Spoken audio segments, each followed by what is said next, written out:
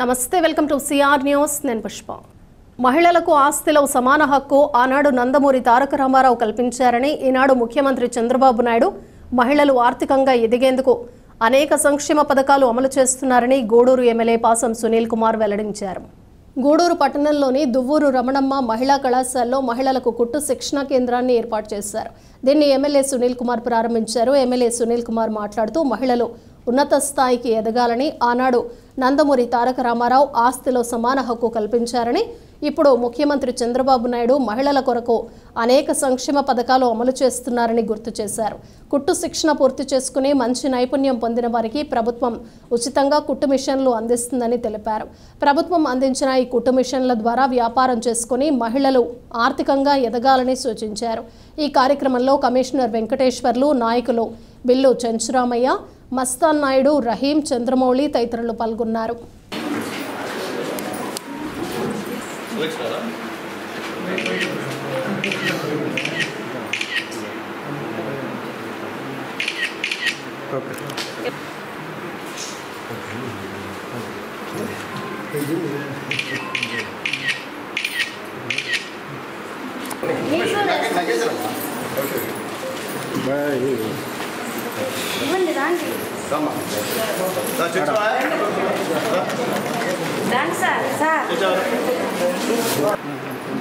ఉచిత కుట్టు మిషన్ల పంపిణీ కార్యక్రమం, ట్రైనింగ్ మరియు పంపిణీ కార్యక్రమం మన ముఖ్యమంత్రి నారా చంద్రబాబు నాయుడు గారు ముఖ్యమంత్రి అయిన తర్వాత, పవన్ కళ్యాణ్ గారు ఉప ముఖ్యమంత్రి అయిన తర్వాత, మోడీ గారు ప్రధానమంత్రి అయిన తర్వాత, మా లోకేష్ బాబు గారు ఎడ్యుకేషన్ మినిస్టర్ అయిన తర్వాత మొట్టమొదటిసారిగా బీసీ కార్పొరేషన్ ద్వారా మహిళలకి ఒక్కొక్కరికి 7,000 రూపాయలు విలువ చేసే కుట్టు మిషన్లు ఇవ్వాలనేటువంటి ప్రతిపాదనని పెట్టారు బీసీ వెల్ఫేర్ మినిస్టర్ గారు. చాలా సంతోషం. ఎందువల్ల చెప్తున్నానంటే, నేను గత 5 సంవత్సరాల్లో అందరూ మహిళలు ఉన్నారు ఇక్కడ. ఇందులో చాలామంది రకరకాల పార్టీలు ఓట్లు వేస్తారు. అయితే మీకు మొట్టమొదట ఇక్కడ పొదుపు దాన్ని పెట్టింది చంద్రబాబు నాయుడు గారు. అదైతే గుర్తుపెట్టుకోండి. అట్లాగే ఇప్పుడున్నటువంటి సిబ్బంది, మున్సిపల్ సిబ్బందికి మొట్టమొదటి వెలుగు అనే ప్రాజెక్టు పెట్టి మీ అందరికీ ఉద్యోగాలు ఇచ్చింది చంద్రబాబు నాయుడు గారు.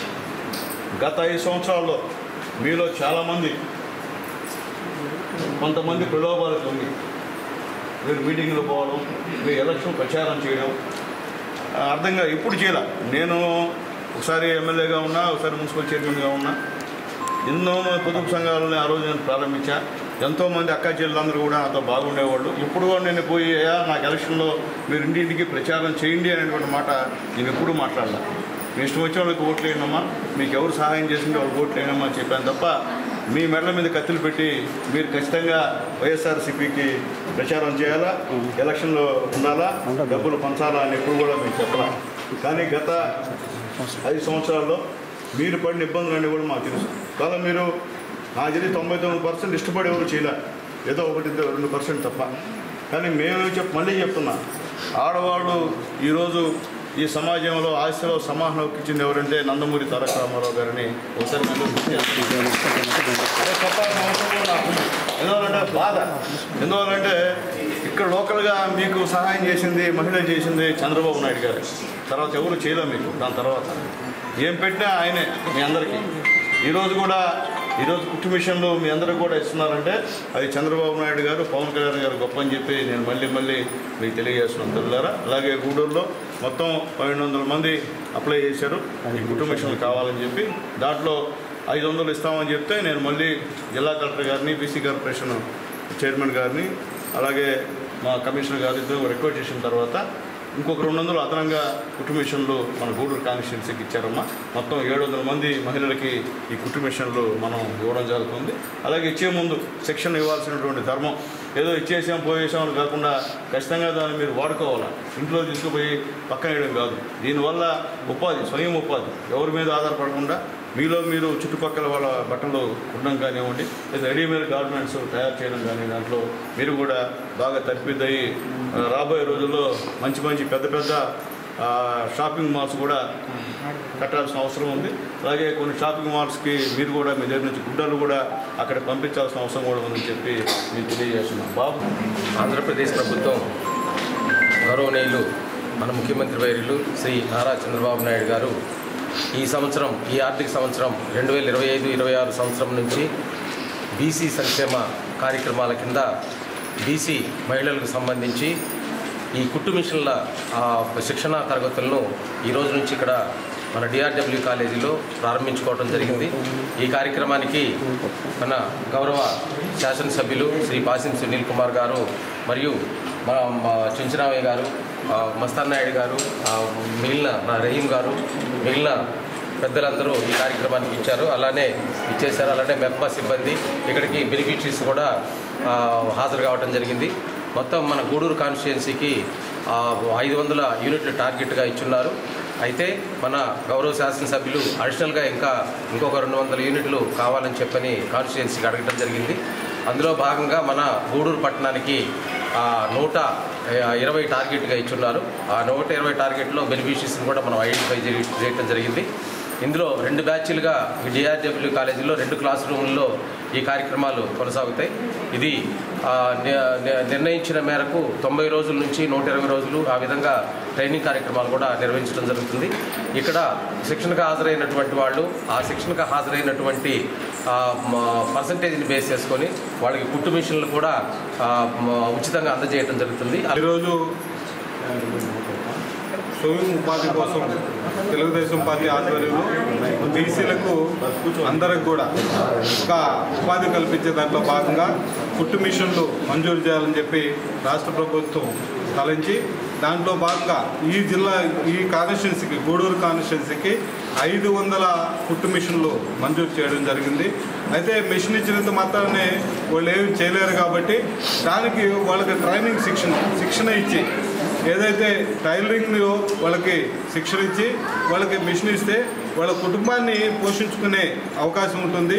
ఇప్పుడు ప్రతి ఒక్కరు కూడా సంపాదిస్తే కానీ కుటుంబం నడిచే పరిస్థితి లేదు కాబట్టి ఇటు మహిళలు కూడా, ఇంట్లో ఉన్నటువంటి ప్రతి మహిళ కూడా ఎంతో కొంత సంపాదించాలని చెప్పి ఈ కార్యక్రమాన్ని చేపట్టడం జరిగింది. ఇప్పుడు చంద్రబాబు నాయుడు గారు 1998లో ముఖ్యమంత్రిగా ఉన్నప్పుడు పొదుపు సంఘాలను తీసుకొచ్చి మహిళల్ని ఆర్థిక చైతన్యం తీసుకొచ్చే ప్రయత్నం చేశారు. ఆ ప్రయత్నంలో భాగంగా వాళ్ళకి ఆ రోజు నుంచి ఈ రోజు లక్షలాది రూపాయల రుణాలు తీసుకొని సక్రమంగా తిరిగి చెల్లించే కార్యక్రమానికి వాళ్ళని మోటివేట్ చేసి ముందుకు తీసుకురావడం జరిగింది. 5 ఏళ్ల కాలంలో ఏ ప్రభుత్వ పథకం కూడా మహిళలకు కానీ ఎవరికి కూడా అందిన పాపాన పోలేదు. కేవలం మాటల్లో మాత్రం ఉండింది. అదే తెలుగుదేశం ప్రభుత్వం ఏర్పడిన తర్వాత మనకు 1 సంవత్సరం లోపలే ఎవరైతే అర్హులైన స్త్రీలు ఉన్నారో స్త్రీ యొక్క ఎంపవర్మెంట్ అంటారు. ఎందుకంటే స్త్రీ కానీ సమృద్ధిగా ఉంటే ఆ కుటుంబం కూడా చాలా బాగుంటుంది అనేది ఒక తెలుగుదేశం యొక్క సిద్ధాంతం. అదేవిధంగా గతంలో కూడా డ్వాక్రా మహిళలు ఏర్పాటు చేసే ఉద్దేశం కూడా అదేనమాట. స్త్రీలు ఆర్థిక పరిపుష్టి పొందాలనే ఉద్దేశంతో మహిళా శక్తి కోసం పాటుపడిన ప్రభుత్వం తెలుగుదేశం ప్రభుత్వం. ఆ ప్రభుత్వానికి నాయకుడైనటువంటి చంద్రబాబు నాయుడు గారు, అదేవిధంగా మన గూడూరు శాసనసభ్యులు సునీల్ కుమార్ గారు మనకు తక్కువ అలాట్మెంట్ ఉంటే కూడా లేదు, మాకు ఇక్కడ స్త్రీల గురించి ఎక్కువ కావాలని చెప్పని చేసి మనకు 500 మిషన్లు నియోజకవర్గాన్ని సాధించబడిన ఘనత కూడా మా శాసనసభ్యులు ఎమ్మెల్యే గారికి చెందుతుంది. సమాజంలో వృద్ధుల రక్షణకు అనేక చట్టాలు ఉన్నాయని, వాటిపై అవగాహన పెంచుకోవాలని, న్యాయ సహాయం అవసరమైతే మండల న్యాయ సేవాధికార సంస్థ వారికి తెలియచేయాలని గూడూరు 7వ అదనపు జిల్లా జడ్జి వెంకటనాగ పవన్ వెల్లడించారు. గూడూరు పట్టణంలోని సాయిరాం చారిటీస్ వృద్ధాశ్రమంలో మండల న్యాయ సేవాధికార సంస్థ ఆధ్వర్యంలో న్యాయ విజ్ఞాన సదస్సు నిర్వహించారు. ఈ కార్యక్రమానికి ముఖ్య అతిథిగా 7వ అదనపు జిల్లా జడ్జి మండల న్యాయ సేవాధికార సంస్థ చైర్మన్ వెంకటనాగ పవన్ హాజరయ్యారు. వృద్ధులకు పండ్లు, రొట్టెలను పంపిణీ చేశారు. జడ్జి నాగపవన్ మాట్లాడుతూ వృద్ధులను కాపాడుకోవాల్సిన అవసరం ఎంతో ఉందని, మీ యొక్క అనుభవాలు రాబోయే తరాల వారికి అవసరమని తెలిపారు. మీ దగ్గర ఉన్న ఆస్తులను బిడ్డలకు అప్పగించినప్పుడు మిమ్మల్ని సరిగ్గా చూసుకోకపోతే వాటిని వెంటనే వెనక్కి తిరిగి తీసుకోవచ్చని అన్నారు. వృద్ధులకు న్యాయ సహాయం అవసరమైతే మండల న్యాయ సేవాధికార సంస్థకు తెలియచేయాలని కోరారు. ఈ కార్యక్రమంలో సబ్ జడ్జి రాజేష్, లాయర్లు పార్వతయ్య, కోటేశ్వరరావు, మహబూబ్ బాషా తదితరులు పాల్గొన్నారు.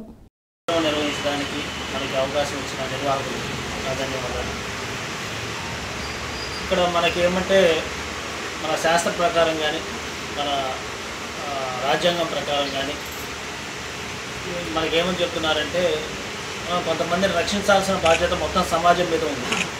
అందులో భాగం మహిళలు, తర్వాత పిల్లలు, వృద్ధులు, గోవులు, బ్రాహ్మణులు. ఇది శాస్త్రంలో చెప్తూ ఉన్నారు.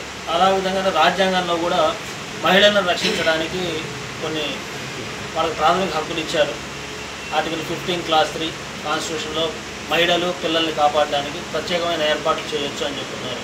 అలానే ఆదేశిక సూత్రాలు, డైరెక్టివ్ ప్రిన్సిపల్స్ అంటాం, అందులో కూడా రాజ్యం ఏ విధంగా నిర్వహించాలి, ఏ పాలసీస్ చేయాలి అందులో కూడా చెప్పున్నారు. మహిళల్ని పిల్లల్ని రక్షించడానికి ప్రత్యేకమైన ఏర్పాట్లు చేయొచ్చు.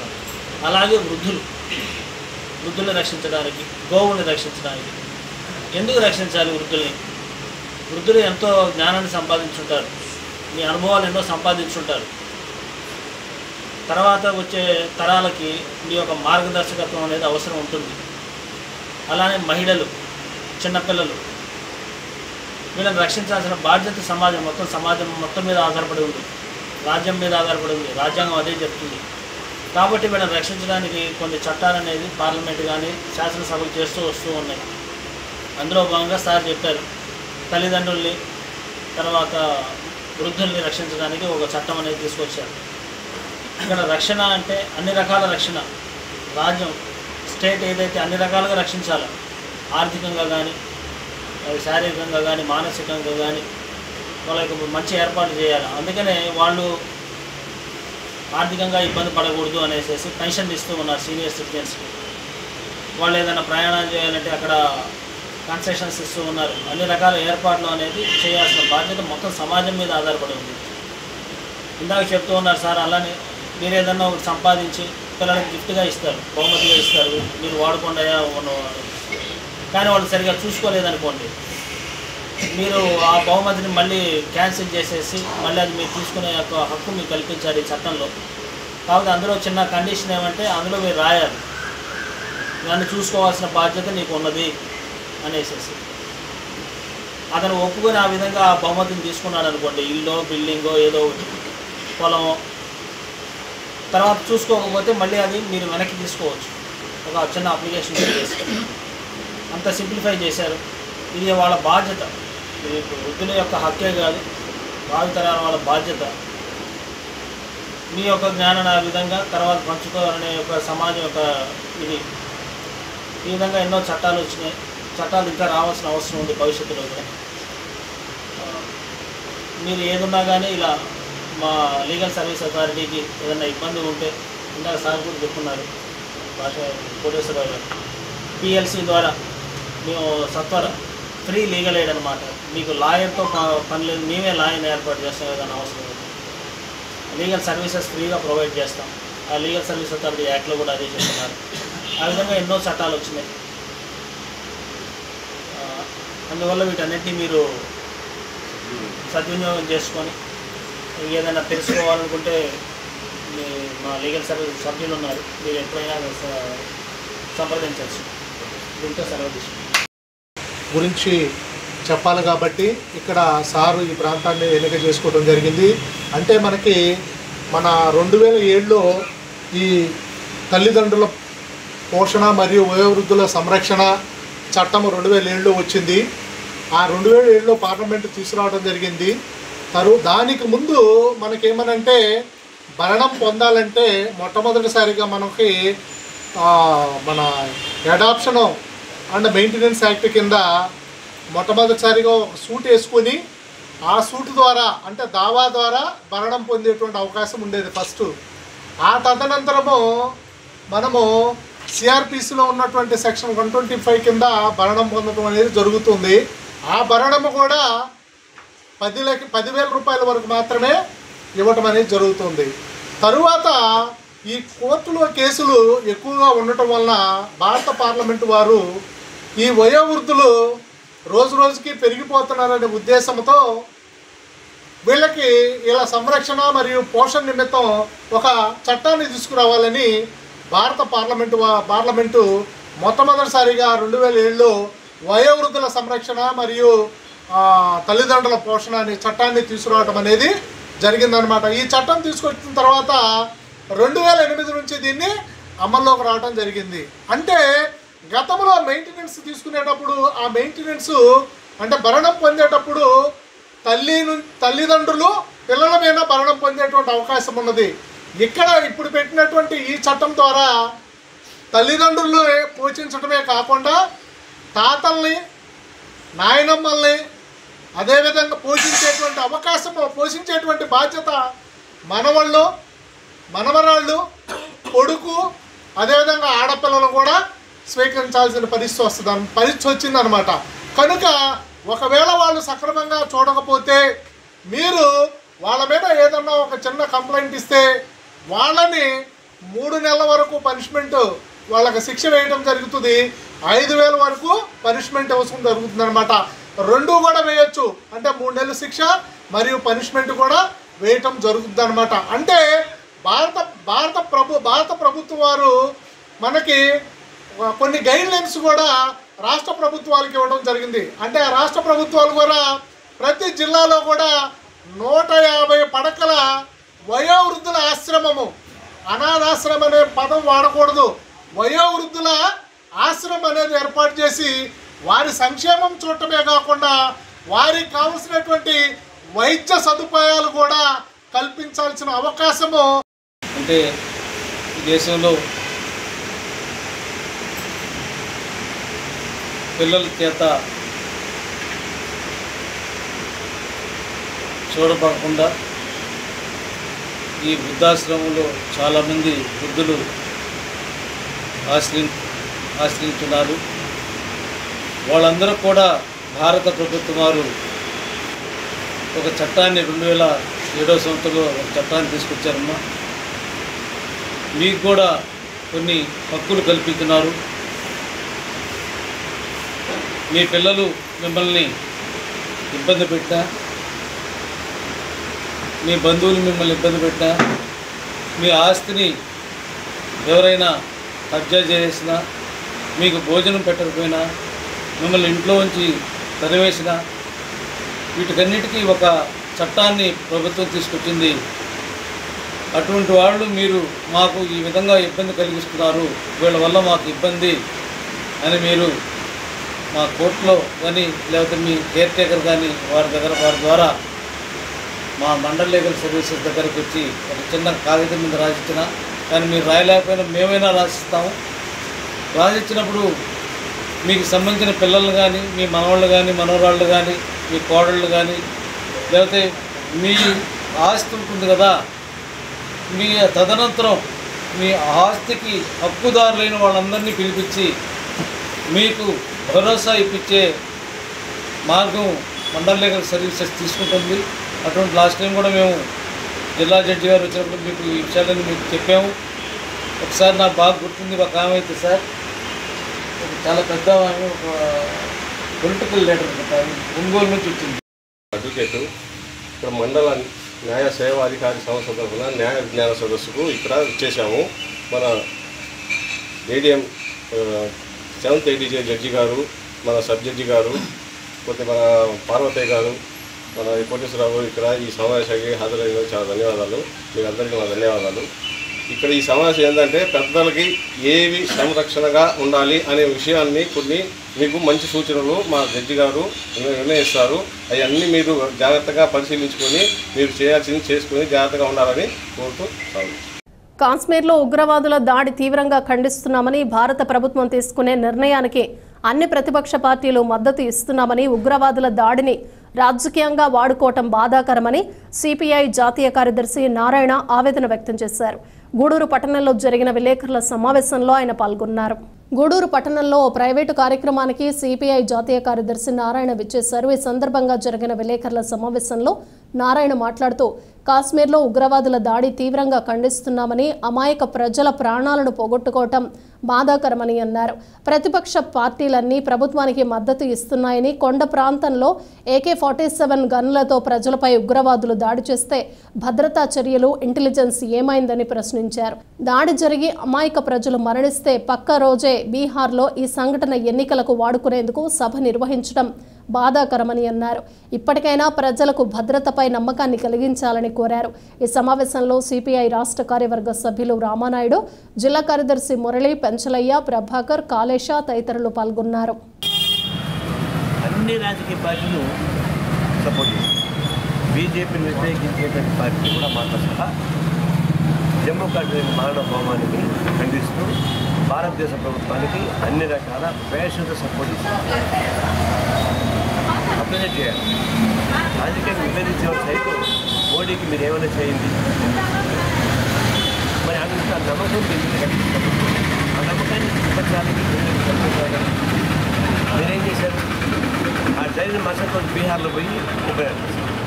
చనిపోయింది ఇక్కడ, శవం ఇంకా దహనం కాలేదు, శవం ఇంకా వాళ్ళ ఊరికి చాలలేదు, కానీ బీహార్లో పోయి ఉపన్యాసం ఏంటి? ఆ బీహార్ ఎన్నికలు జరగబోతుంది 2 రోజులు. ఆ ఎన్నికల్లో 2 నెలలు జరగబోతుంది. ఆ ఎన్నికలు అగ్గిపోతారు అంటే శవాన్ని కూడా శవాల పైన బేలాగా శవాన్ని అమ్ముకుంటారా? ఇది ఫస్ట్ టైం కాదు. గత పుల్వామా సైనికులు చనిపోయారు. సైనికులు ఆకాశమార్గం తీసుకొని చెప్తే కూడా రోడ్డు మార్గం పంపించారు. అన్ని రోడ్లు బంద్ చేశారు. ఎదురుగా టెర్రరిస్ట్ చెప్పిన మరుసటి రోజు ఆ ఫ్లెక్సీలను పెట్టుకొని కొత్తమైన సైనికులు పోతారు. ఇదే మూడు మీరేమో ఇష్టాలు కల్పిస్తారు, నమ్మకం కల్పిస్తారు. మీరేమో దీన్ని రాజకీయంగా ఉపయోగించారు. దుర్మార్గమైంది. చిత్తశుద్ధి అక్కడే పని. చిత్తం శివుడు పైన సూర్యుడు పైన మీరు ఇంత ద్వారా కలిగి కూడా బాధ్యత ఇంప్రూవ్ చేస్తాం ఆ నైజాలు ఆపేస్తూ ఉంటాం. అదే ఆపేస్తే ఆడ ప్రజలు ఇక్కడ ప్రజలు ఉండేది. ఆడపిల్లలు బాగానే ఉంటారు. అది ఆపడం సాధ్యం కాబట్టి ఇంకా ఎప్పుడు అది ఆ డ్యామ్ నిండిపోయినాక ఆపకే పడుతుంది. దాన్ని స్టోర్ చేసుకోవడం సాధ్యం కాదు. ఆ నదీ జలం స్టోర్ చేసుకునే కెపాసిటీ ఉన్న ప్రాజెక్ట్ మంది లేవు. ఊరికే నాటకం పోటుకోదంతా నీళ్ళు ఆపేస్తున్నాం అంటే నీళ్ళు ఆపలేదు, నీళ్ళు ఎక్కడ పెట్టుకోలేదు. మళ్ళీ పొరిలిపోయినా మళ్ళీ కిందకే పోతాయి. పైన కిందకి పైకి రావు కదా. కాబట్టి ఇవన్నీ కూడా ఏదో బీట్ అవన్నీ చూస్తే చెట్టు మొక్కలు నరకకుండా చుట్టూ చెరలు నరికేది. దాని ఇంగ్లీష్ బీట్ అవన్నీ చూసేది. అట్లాంటి నాట్లాడద్దు. సీరియస్గా ఇంటర్నేషనల్ ఆర్గనైజేషన్ ప్రపంచం ఆ టెర్రరిజం పైన నక్సలైట్ పైన పెట్టిన కాన్సన్ట్రేషన్ కనీసం 4వ వంతు టెర్రరిస్ట్ పైన పెట్టింది. ఎక్కడ జరిగేది కాదు. ఎక్కడ జరిగింది? మామూలుగా గుర్రాల పైన పోతారు, ఇక్కడ పోలేదు. మరి వెపన్స్ చెప్పండి.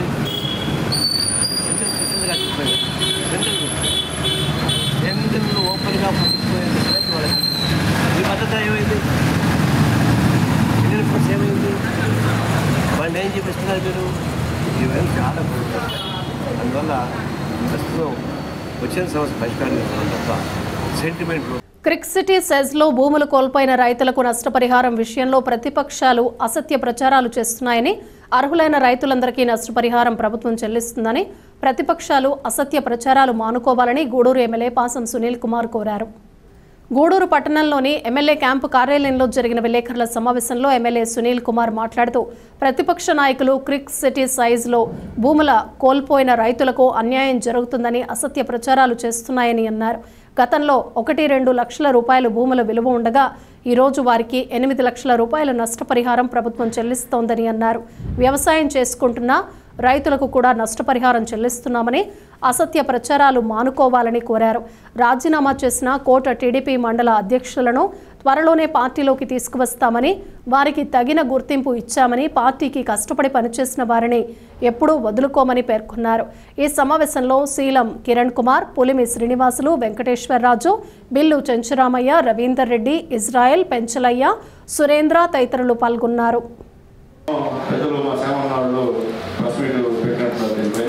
ఏదో అన్యాయం జరిగిపోతుంది. అదే ఒకటి వాస్తవం తెలియజేయాల్సిన అవసరం ఉంది.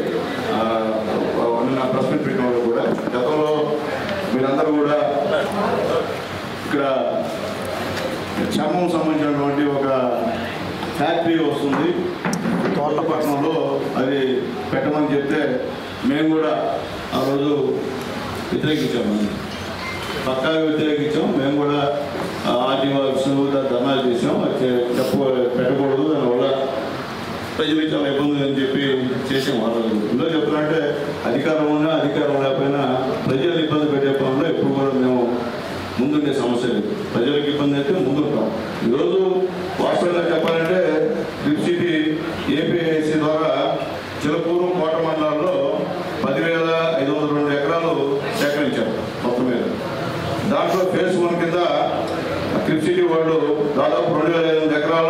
మనకి ఫస్ట్ ఫేజ్ కింద ఈరోజు దాన్ని కేటాయించారు.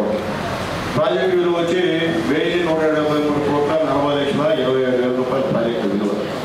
అట్లాగే ఇది 14/2/2004 ఇది ప్రారంభించారు. ఇప్పుడు 14/2/2024 ఎవరు గవర్నమెంట్ అది? ఎవరు గవర్నమెంట్? వైఎస్ఆర్సీపీ గవర్నమెంట్. అర్థమైంది కదా. తర్వాత ఇది మొత్తం 2027లో పూర్తి చేయాలని చెప్పి అది వ్యవహారం ఉంది. మొట్టమొదట గతంలో ఉన్నటువంటి వాళ్ళు ఇదే సిటీ వాళ్ళ దగ్గరికి వెళ్ళి 400 ఎకరాలకి చాలు డబ్బులు మాకు, అంతకన్నా ఎక్కువ వద్దు, 3-4 లక్షలు ఇచ్చినా సరిపోతుంది అనేటువంటి మాటలు మాట్లాడిన వాడు కావాలంటే వాళ్ళని సిటీ వాళ్ళని అడగండి. నేను చెప్పడం ఆ రోజు ఆ విధంగా మాట్లాడారు. ఈరోజు తెలుగుదేశం పార్టీ మోడీ గారు, చంద్రబాబు నాయుడు గారు, పవన్ కళ్యాణ్ గారు మేము వచ్చిన తర్వాత ఈరోజు ఆ 3 లక్షలు 4 లక్షలని 8 లక్షలు పెంచాం. ఇక్కడ చరిత్ర లేదు. 8 లక్షలు పెంచాం. ఒక ఎకరాకి 8 లక్షలు పెంచాం ఈరోజు. అట్లాగే దాదాపు 400 మందికి 400 ఎకరాలకి మన వాళ్ళకి దాదాపు ఈరోజు మేము 971 మందికి ఈరోజు ఎకరాలకి ఈరోజు ఆర్థిక సాయం చేస్తున్నాం. దాదాపు ఒక 200 ఎకరాలకి ఇచ్చేసాం. మిగిలిన కూడా ప్రాసెస్ జరుగుతూ ఉంది. అంటే మేము ఎక్కడ తక్కువ చేయలేదు కదా. అయినా మేము ఒకటి చెప్పాం, మీటింగ్ పెట్టాం, ధైర్యంగా వెళ్ళాం. అయ్యా బాబు, మీ ఊళ్ళో 100 ఎకరాలు ఉంటే 80 ఎకరాలు పట్టా కంటే పట్టా అంత అసైన్మెంట్ గవర్నమెంట్ పట్టా ఎక్కర్లేదు, అంత ఆగిపోయి చేసిన వాటిలే. మీరు ఎవరైతే సాగు చేస్తున్నారో ఆ సాగు చేసిన వాళ్ళు ఒక 100లో 80 ఎకరాలు ఉంటే 20 ఎకరాలు సాగులో లేకపోతే ఈ 80 ఎకరాల డబ్బులు తీసుకోండి. ఆ 20 ఎకరాల్లో కూడా తలా కొద్దిగా ఇవ్వండి. దానికి మీరే ఊళ్ళో కమిటీలు వేసుకోండి. మీరే పెద్ద మనుషులు ఒక 5 మంది పెట్టుకోండి. ఎవరైతే దిగులు ఉంటారో ఎవరైతే ఇల్లు ఇవ్వడని చెప్పి బహిరంగంగా ఎవరు పెట్టరు. నేను పెట్టి మీటింగ్ పెట్టి చెప్పాను. కానీ అది కొంతమంది అది పడ్డ. ఎందుకంటే మాకు పొలం లేకపోయినా మాకు ఇంటి ఎట్టి సరే అది ఇల్లు గవర్నమెంట్ నాడికి గొప్ప. అయినా మీరు సాగు చేసుకోకుండా ఎన్ని మొత్తం ఇది అడివంతా నాదేనంటే అడివంత అయ్యారంటే సాధ్యం అవుతుంది. అక్కడ సిటీ వస్తుంది, పరిశ్రమలు వస్తున్నాయి, స్వాగతించండి. తర్వాత మనం రోడ్లు వేస్తుంటే వాళ్ళు పైర్లు వేసుకున్నారు, శనగ పంట వేసుకున్నారు. అది కొద్దిగా ఇబ్బంది అయింది. వస్తాం, దాంట్లో డౌట్ లేదు, ఇబ్బంది అయింది. వాళ్ళకు కూడా గట్టిగా మాట్లాడి నష్టపరిహారం ఇప్పించాం సపరేట్ పంటకి. అంటే డబ్బులు ఎకరాకి డబ్బులు కాకుండా ఎకరాకి 2 లక్షలు కాకుండా ఆ పంటకి ఎకరాకి 15,000 రూపాయలు డబ్బులు ఇప్పించాం. నేను గవర్నమెంట్తో మాట్లాడి మా సబ్ కలెక్టర్ గారితో మాట్లాడి డబ్బులు ఇప్పించాం. తర్వాత నిన్న ప్రెస్ మీట్ పెట్టి ఇంత అన్యాయం జరిగిపోతుంది, మోడీ గారు, అమిత్ షా గారు పేదల యొక్క భూముల పైన ఫ్యాక్టరీ కట్టమన్నారా? పేదల యొక్క భూముల పైన ఫ్యాక్టరీ కట్టేటంటే అవ్వాలంటే మోడీని ఈరోజు ప్రజలు గెలిపించాం. ఆయన ఈరోజు కాశ్మీర్లో జరుగుతున్న విషయం చూడండి. మోడీ గారు అనిపిస్తారు. మోడీ గారికి ఇతనికి ఈ విషయంలో సహాయం చేయమంటాడు తప్ప ఇక్కడ పనులు చేయమని చెప్పాడని చెప్పి నేను మళ్ళీ అన్నవాడికి తెలియజేస్తున్నాను. నన్ను గెలిపించేదాన్ని కూడా ప్రధాన పాత్ర సర్వోత్తర రెడ్డి ఉంది. సర్వోత్తర రెడ్డి నా మిత్రుడు కూడా, మా సీనియరు, మాకు చాలా ఆప్తులు. ఎందుకు రాజీనామా ఇచ్చాడని ఎలక్షన్ తర్వాత కొద్దిగా కామ్గా ఉన్నాడు. వ్యాపారాలు ఏదో ఉన్నాయి, ఏదో కొద్దిగా డిస్టర్బెన్స్ ఉంది, కొద్దిగా కామ్గా ఉండేసి అది కామ్గా ఉన్నాడు. తర్వాత నేను మా భాస్కర్ రెడ్డి గారు ఇంటికి కూడా మాట్లాడొచ్చాను. వచ్చి చెప్పొచ్చాను కూడా పక్కనకి. మళ్ళీ కూడా ఒకసారి వెళ్తాం, మా మాట వింటాడు. నా మాట భాస్కర్ మాట ఖచ్చితంగా అనుకున్నవాడు. అంటే ఆయన వదులుతుందని మేము ఎప్పుడు సిద్ధంగా మీరు ఒక చెప్పిన మా మధ్య మాత్రం ఎటువంటి ఇబ్బంది నాకు ఎలక్షన్లో చేసిన పని నాకు ప్రేమ తప్ప ద్వేషం ఉండదు. నాకు అన్యాయం చేసినా నేనైతే వాళ్ళకి అన్యాయం చేయను. వాళ్ళని దగ్గర చూసుకుంటా.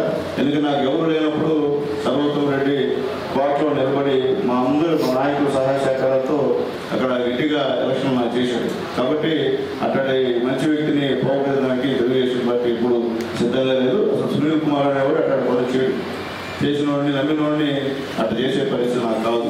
కాబట్టి సర్వోత్తమ రెడ్డి గారితో నేను పోయి మాట్లాడతాను. అది పెద్ద సమస్య కాదు. అదే పెద్ద చిత్రీకరించి ఆధిపత్య కోరు నేనేదో పక్కన ఆధిపత్య కోరు ఉంటుంది. మీకు తెలుసు కదా, ఆధిపత్యం అంటే ఎస్సీ ఎమ్మెల్యేలు తిరగకూడదా? ఎస్సీ ఎమ్మెల్యేలు ఫ్యాన్ షీట్ చేసుకోకూడదా? ఎస్సీ ఎమ్మెల్యేలు ఎస్సీ దళిత వాళ్ళు తిరగకూడదా? ఏదైనా ప్రచారం చెప్పండి.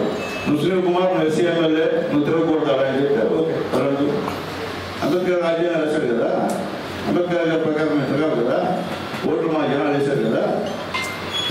తెలుగుదేశం పార్టీ జాతీయ అధ్యక్షుడు శ్రీ నారా చంద్రబాబు నాయుడు గారి ఆదేశాల ప్రకారం నియోజకవర్గం పార్లమెంట్ సంస్థాగత ఎన్నికలను మే 15వ తేదీ నాటికి పూర్తి చేయాలని నేతలందరినీ సమన్వయపరిచి కమిటీలను సమర్థవంతంగా పూర్తి చేయడానికి నియోజకవర్గం పార్లమెంటు నియోజకవర్గాలకు పార్టీ సంస్థాగత ఎన్నికలు అబ్జర్వర్లు కూడా నియమించడం జరిగింది.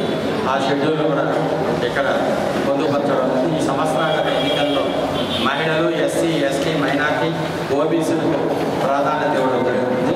మహిళలు కూడా 50% ఉంటారనే విషయాన్ని కూడా తెలియజేస్తుంది.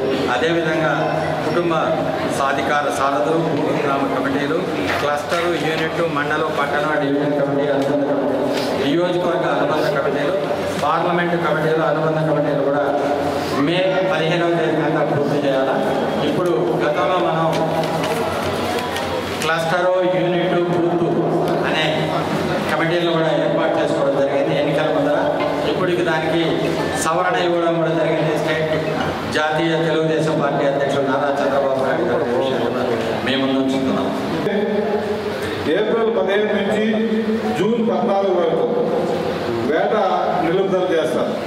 సముద్రంలో చేప గుడ్డు పెట్టే సమయం కాబట్టి వేటకైనా చేస్తే ఆ గుడ్డు పెట్టే అవకాశం లేదు కాబట్టి ఈ కాలాన్ని 2 నెలల కాలాన్ని వాటికి గుడ్డు పెట్టే అవకాశం ఇచ్చే దానికోసంగా పూర్తిగా వేటని నిషేధం చేస్తారు. దాంట్లో భాగంగానే ఈ 61 రోజుల కాలం పాటు మన ఆంధ్ర రాష్ట్రంలో కోస్టల్ తెరువులు ఏదైతే మత్స్యకార గ్రామాలు ఉన్నాయో అందరూ కూడా వేటకు వెళ్ళేది నిషేధం చేయబడింది. అయితే వాళ్ళకి ఈ 2 నెలలు కుటుంబాలు గడవాలా, ఆర్థికపరమైన ఇబ్బందులు ఉన్నాయి కాబట్టి వాళ్ళకి కొంత ఆర్థిక భరోసా ఇచ్చే దానికోసంగా చంద్రబాబు నాయుడు గారు ఎలక్షన్కు ముందు మా ప్రభుత్వం వస్తే ప్రతి ఒక్కరు కూడా 20,000 రూపాయలు మేము ఇస్తామని చెప్పి ప్రకటించడం జరిగింది. దాంట్లో భాగంగానే గత ప్రభుత్వం కొంతమందికి, అందరం కాకుండా కొంతమందికి 10,000 ఇచ్చి చేతులు దులుపుతుంది. దాన్ని ఓవర్లుక్ చేస్తూ ఈరోజు ఎవరైతే మత్స్యకార కుటుంబాలు ఉన్నాయో, సముద్ర తీరంలో ఉండి చేపల వేటగా వృత్తిగా బతికే ప్రతి ఒక్కరు కూడా ఆయన 20,000 రూపాయలు భరోసా కింద ఇస్తుందాన్ని మేమందరం కూడా ఆశిస్తున్నాం. మనందరం కూడా ఈ విషయాన్ని అందరి దృష్టికి తీసుకోవాల్సిన అవసరం ఎంతైనా ఉంది. అయితే గూడూరు నియోజకవర్గంలో విశాలమైన కోస్టల్ తెరువు ఉంది. మనకు 5 మండలాలు ఉంటే సుమారుగా 3 మండలాల్లో కోస్టల్ తెరువు ఉంది. ముందుగా చిలకూరు మండలంలో 821 మంది మత్స్యకార కుటుంబాలకి 1,64,20,000 రూపాయలు వారికి మత్స్యకార భరోసా కింద ఇవ్వడం జరిగింది. అదేవిధంగా కోట మండలంలో 251 మంది మత్స్యకార కుటుంబాలు ఉంటే వారికి 50,20,000 రూపాయలు వారికి మత్స్యకార వృత్తిని ఇవ్వడం జరిగింది. అదేవిధంగా వాకాడు మండలంలో 1,190 మంది మత్స్యకార కుటుంబాలకు 2,35,00,000 రూపాయలు వారికి ఆర్థిక సహాయం అందించడం జరిగింది. మొత్తం మీద 2,260 కుటుంబాలకు గాను 4,52,40,000 రూపాయలు ఈరోజు మత్స్యకారులకి భరోసా వాళ్ళు ఎదురు చూసే పని లేకుండా ఈరోజు చంద్రబాబు నాయుడు గారు అందించింది. ఇదంతా కూడా మనం చెప్పినట్టు చేసే మన బాబు గారి యొక్క పనికి, మాటకి నిదర్శనం అని చెప్పి తెలియజేస్తూ గూడూరు పట్టణంలో 5 కేంద్రాల్లో పాలిటెక్నిక్ పాలిసెట్ పరీక్షలు ప్రశాంతంగా ప్రారంభమయ్యాయి. కేంద్రాల వద్ద విద్యార్థులను క్షుణ్ణంగా తనిఖీ చేసి పరీక్షా హాల్లోకి అనుమతించారు. తల్లిదండ్రులు పిల్లలను పరీక్షా కేంద్రాల వద్దకు తీసుకొచ్చి పరీక్ష బాగా రాయాలని తెలియజేశారు.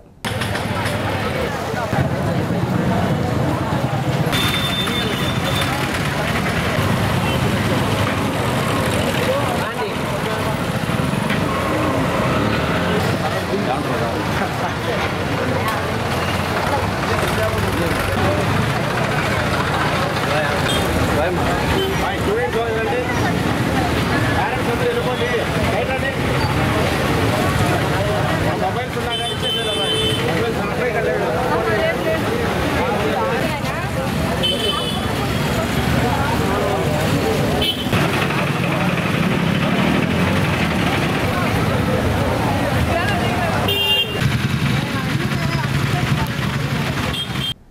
పట్టణంలోని త్యాగరాజ వీధిలో ఉన్న శ్రీ మీనాక్షిదేవి సమేత సోమేశ్వర ఆలయంలో శివ పార్వతులకు విశేష అలంకరణ ఏర్పాటు చేసి ప్రత్యేక పూజలు నిర్వహించారు. అనంతరం అన్నదాన కార్యక్రమం ఏర్పాటు చేశారు. భక్తులు స్వామివారిని అమ్మవారిని దర్శించి అన్న ప్రసాదాలు స్వీకరించారు. అర్చకులు మాట్లాడుతూ దాతల సహకారంతో ప్రతి బుధవారం అన్నదాన కార్యక్రమం జరుగుతుందని భక్తులందరూ పాల్గొనాలని కోరారు.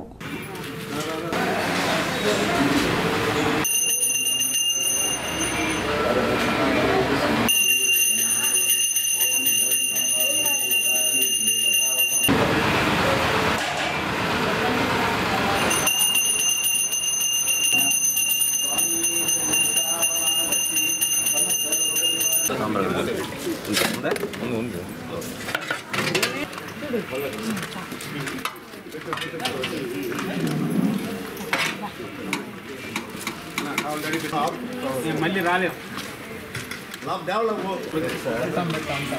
రసం సాంబార్ మంచిదే కదా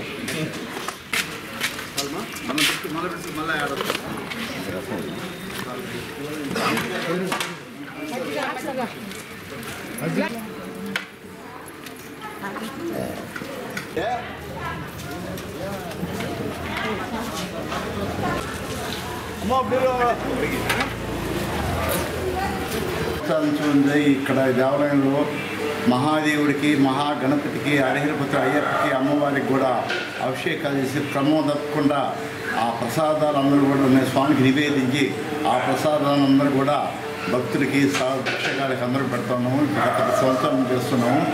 ఒక్కరోజు 150 మంది వస్తారు. ఈరోజు ఉభయకర్త కృష్ణయ్య గారు, చల్లా కృష్ణయ్య గారు, కూతురు శాంతమ్మ గారు, సుధీర్ గారు, రవిక్త, భవేష్ బాబు గారు ఈరోజు అనుసంతప్పుడు ఎన్ఆర్ఐ అమెరికా నుంచి వచ్చారు. ఎన్ఆర్ఐ ఈరోజు ఈ దేవాలయ ప్రాసెస్ను కనుక్కొని ఈ దేవాలయ ప్రతి సంవత్సరం వచ్చినప్పుడల్లా అన్నదానం తీసుకుంటారు. అదేవిధంగా క్రమం తప్పకుంటే ఈరోజు కూడా ఆ కృష్ణయ్య గారు, లక్ష్మమ్మ అందరూ కూడా ఈరోజు అనుసంతృప్తి చేస్తారు. వాళ్ళకి వాళ్ళ కుటుంబాలకు ఆయుర ఆరోగ్యాలు జరగాలి. అదేవిధంగా ప్రతి బుధవారం కూడా ఈ అన్న సంతర్పణ జరుగుతుంది.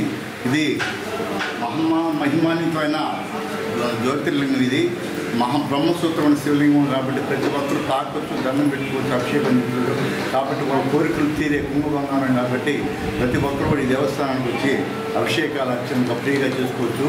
అదేవిధంగా బుధవారం, శుక్రవారం అన్న సంతర్పణ ఉంది. ఈ అన్న సంతర్పణ మీరు అందరూ కూడా పాల్గొని ఈ అన్న సంతర్పణకి ప్రథమ దాతగా కీర్తిశేషులు గంగపట్నం దశరథనాథ్ గారు ఫస్ట్ అన్న సంతర్పణ మొదలుపెట్టాడు. ఇప్పుడు గత 9 సంవత్సరాలు అండి. అదేవిధంగా ప్రతి బుధవారం కూడా పేదలకి 200 మందికి 150 మందికి అన్నం పెడుతున్నాము. ఈ వచ్చిన అన్న సంతర్పణ సహాయం చేసిన వాళ్ళందరూ కూడా వాళ్ళ కుటుంబాలకి ఆయుర ఆరోగ్య ఔషధాలు కలగాలని ప్రార్థిస్తున్నాం. సేవలు ముఖ్యంగా తిరుపతి జిల్లా వాకాడు మండల కేంద్రంలోని ప్రాంతీయ పశువైద్యశాలలో అసిస్టెంట్ డైరెక్టర్గా పనిచేస్తున్న డాక్టర్ దర్శి రమణయ్య, డాక్టర్ కృష్ణ అధ్యక్షతన బుధవారం షాదీ మంజిల్ నందు స్వచ్ఛంద పదవీ విరమణ కార్యక్రమం నిర్వహించారు. ఈ సందర్భంగా రమణయ్య మాట్లాడుతూ 1993లో ఉద్యోగంలో చేరానని, అనేక చోట్ల వివిధ పదవుల్లో పనిచేశానని, ఈ 32 సంవత్సరాల సుదీర్ఘ ప్రయాణంలో ఎక్కడా నిరాశ నిస్పృహ పడకుండా పనిచేశానని, చివరికి వాకాడులో పదవీ విరమణ చేయటం చాలా సంతోషంగా ఉందని ఆయన తెలిపారు. అనంతరం శాలువాతో పూలమాలలతో ఘనంగా సత్కరించి కేక్ కట్ చేసి ఘనంగా వీడ్కోలు పలికారు. ఈ కార్యక్రమంలో వాకాడు మండల టీడీపీ పార్టీ అధ్యక్షులు Duvvuri Madhusudan Reddy, Gudur BJP party convener Papareddy, Purushothamreddy, Sannareddy, Prasad Reddy, Katamreddy, Ramalingareddy, సాగునీటి సంఘం అధ్యక్షులు శ్రీనివాసులు రెడ్డి, అనిల్ కుమార్ రెడ్డి, గోపీనాయుడు, తిరుపతి జిల్లా పశుసంవర్ధక శాఖ ఉన్నతాధికారులు, కోట, వాకాడు, చిట్టమూరు మండలాల అధికారులు, కుటుంబ సభ్యులు పాల్గొన్నారు.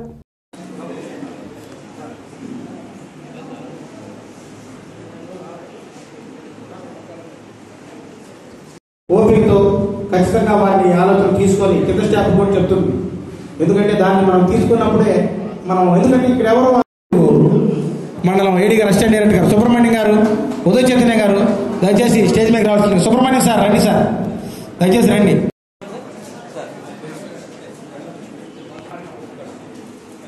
అదేవిధంగా ఉపాధ్యక్షులు పార్లమెంటరీ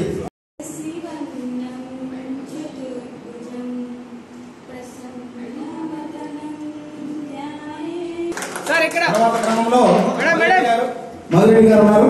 సార్ ఎక్కడ చూడండి సార్, ఇలా చూడండి.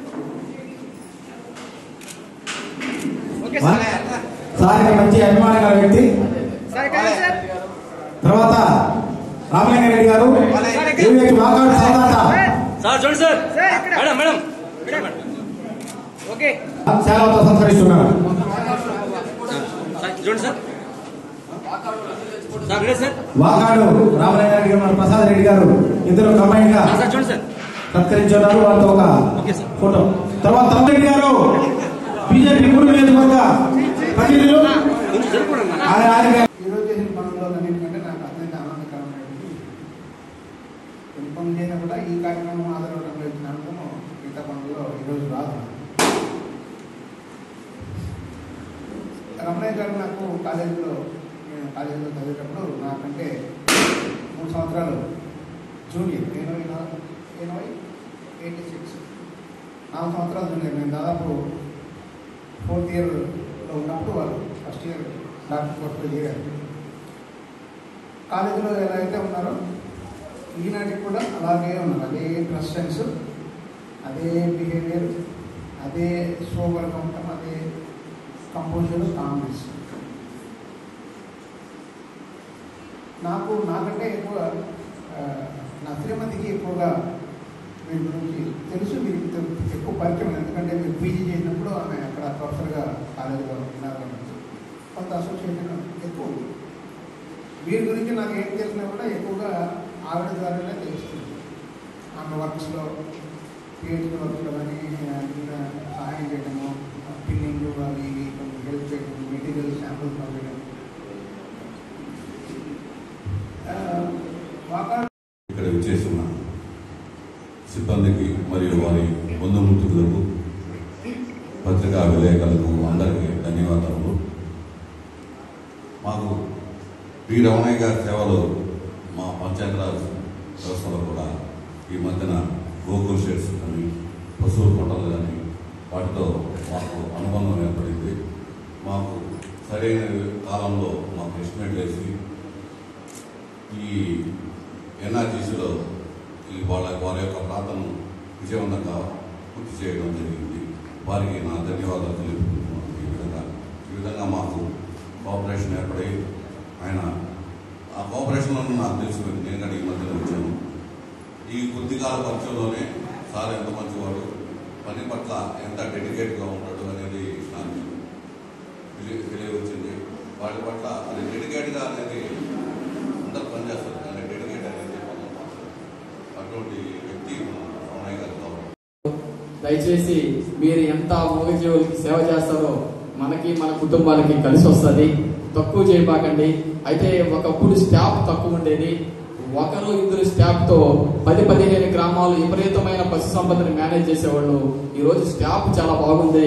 మీరందరూ మంచి మనసు చేసుకొని మేము చేస్తున్నాం, ఇది సమాజ సేవలాగా మాకు శాలరీ వస్తుందని కాకుండా ఈ సందర్భం కాదు, అయినా కానీ చాలా మంది ఒకే దేవుడు కోటేశారు మా కృష్ణారావు గారు. అందుకని దయచేసి మంచి మనసుతో చేయండి.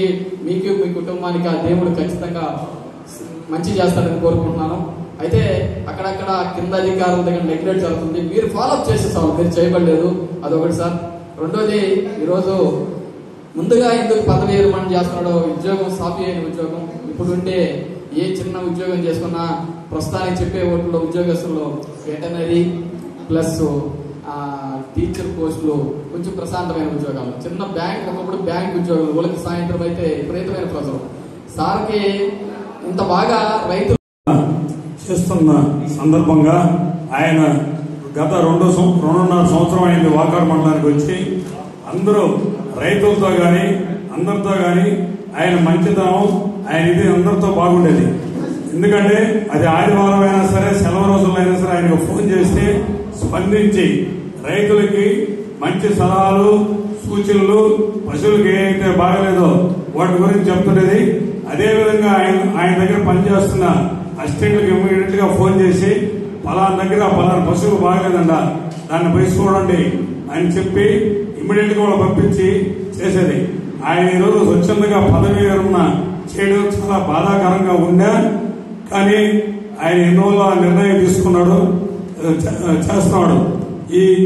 ఈ విధంగా ఆయన మంచితనాన్ని స్వచ్ఛందంగా ఇప్పుడు పదవి విరమణ చేసినా కూడా ఇప్పుడు ఎట్లయితే స్పందిస్తున్నాడో అదేవిధంగా ఆయన మంచితనము ఇప్పుడు కూడా ఫోన్ చేస్తే అందరికీ సలహాలు సూచనలు ఇవ్వాలని మనస్ఫూర్తిగా ఆయన కోరుకుంటూ ఇవి బులెటిన్ విశేషాలు. Keep watching CR news.